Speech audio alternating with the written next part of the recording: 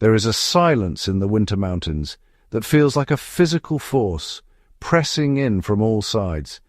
It's not just the absence of sound, it's a presence, a heavy blanket that absorbs every echo and whisper. Alone in this vast, white world, the quiet amplifies your own heartbeat and breath, making you feel impossibly small. At first, the silence seems peaceful, a break from the noise of daily life, but as time stretches, it becomes isolating, even oppressive. Every creak of ice or sigh of wind becomes significant, a reminder of how fragile you are here. Time itself warps, days feel endless, marked only by the slow arc of the sun. The silence gives your worries space to grow, turning small fears into monsters. Survival becomes a mental battle as much as a physical one. Yet within this quiet, there's a strange sanctuary. You become attuned to the mountain's subtle language, the crunch of snow, the groan of shifting ice. The silence demands focus, pulling you into the present, where every action is about survival. It's a harsh meditation, imposed by the mountain itself. For soldiers in the high mountains, silence was both ally and enemy. In the Alpine front of World War I, blizzards and deep snow-masked movement, letting soldiers creep unseen, but the same silence could betray them. A single cough or clatter echoed for miles, risking deadly exposure. Soldiers learned to move with reverent quiet, every sound a potential threat. The silence was nerve-wracking, amplifying isolation and fear. It haunted trenches and ice caves, filled with memories of lost comrades and the ever-present threat of avalanches. Yet silence could also protect. By freezing in place, soldiers became invisible, blending into the landscape. The mountain's quiet was a weapon, a torment, and sometimes a fragile shield. For these men, silence was a force to be mastered or endured. It shaped every moment of their fight for survival. The White War on the Alpine front was a battle against the mountain as much as the enemy. Soldiers fought at dizzying altitudes, facing blizzards, frostbite, and avalanches. With the ground frozen or buried, they carved shelters into the glaciers themselves. The Austro-Hungarians built a city of ice, a labyrinth of tunnels and chambers inside the Marmolada Glacier. These icy corridors connected barracks, command posts, and even chapels, offering protection from artillery and the brutal weather. Life inside was dim and cold, but it was a sanctuary from the chaos above. Cableways brought supplies up sheer cliffs, a testament to human ingenuity. But the mountain was always shifting. Tunnels needed constant repair as the glacier moved. The greatest threat was the avalanche, sometimes triggered by artillery, sometimes by nature alone. The White Death could bury entire outposts in seconds. The White War was a lesson in humility. Even the most ingenious engineering was at the mercy of the mountain. Survival depended on adapting to a world of ice. The mountain always had the final say. Surviving the alpine cold was a science of layers, vigilance, and improvisation. Soldiers wore wool, flannel, and sheepskin, trapping air to insulate against the cold. Staying dry was crucial.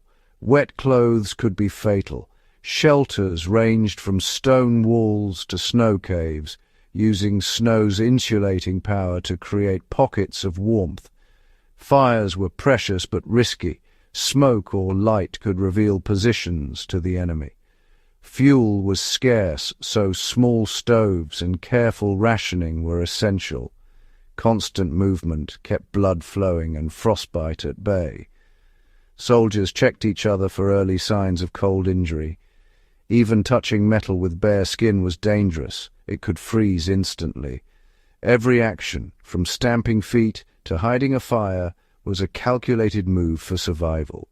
The cold demanded relentless attention. Survival was a full-time job, repeated day after day.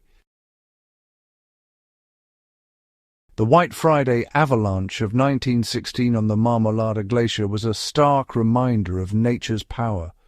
Despite warnings, barracks were not evacuated. A massive avalanche buried them, killing hundreds in seconds. The mountain claimed more lives in an instant than many battles. Survival often came down to desperate improvisation. Soldiers wrapped their feet in straw or newspaper to insulate against frostbite, simple, life-saving tricks. They huddled together for warmth, heated rocks for makeshift hot water bottles, and learned that beards could freeze into icy masks. These small acts of ingenuity made the difference between life and death. The White War was fought not just in epic disasters, but in daily struggles against the cold. Each day was a test of resilience and adaptation. The mountain's lessons were written in both tragedy and survival. The survival skills of Alpine soldiers were rooted in ancient traditions. Mountain communities in the Carpathians and Siberia still live by these principles: respect for nature, careful planning, and deep knowledge of the cold. Winters are prepared for like a siege. Food is preserved, firewood stacked, and every resource managed with care. Practical wisdom, how to build a fire, insulate a home, or read the weather, is passed down through generations. Traditional houses are built for warmth, with thick logs and central stoves. The methods have evolved, but the core challenge remains: create shelter, conserve heat, and survive the long winter. Connection to the land is vital. Reading signs of storms or avalanches is second nature. This is not folklore, but hard-earned knowledge. The lessons of the White War live on in these remote villages. Survival is a living tradition, shaped by the silent, snow-covered world. In the winter mountains, even basics like water and food become daily challenges. Melting snow for water is essential. Eating it raw drains precious heat. Soldiers and villagers alike dedicate time and fuel to this slow, vital process. Food must be preserved and rationed. Smoked meats, dried vegetables, and disciplined planning keep hunger at bay. Tools are lifelines. Axes, stoves, and rifles need constant care to function in the cold. A broken tool can mean disaster. Reading the snow is a survival skill. Its texture and sound reveal hidden dangers like avalanches or crevasses. Recognizing a hollow whump or sudden cracks can save lives. Every day is a test of resourcefulness and vigilance. The mountain rewards those who prepare and pay attention. Survival is a rhythm of small, essential tasks. The ability to read the snow is the ability to read the mountain's mood.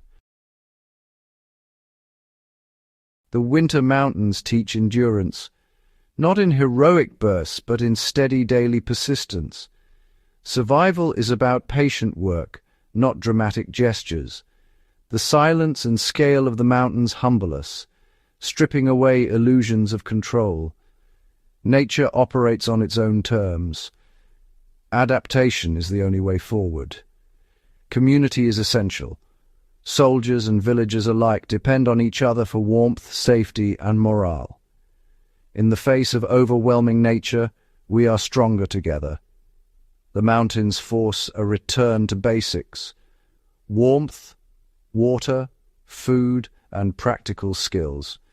True resilience is found in calm problem-solving and purposeful action. The silent peaks offer no easy answers, but they teach us how to endure. In their quiet, we find the wisdom to survive.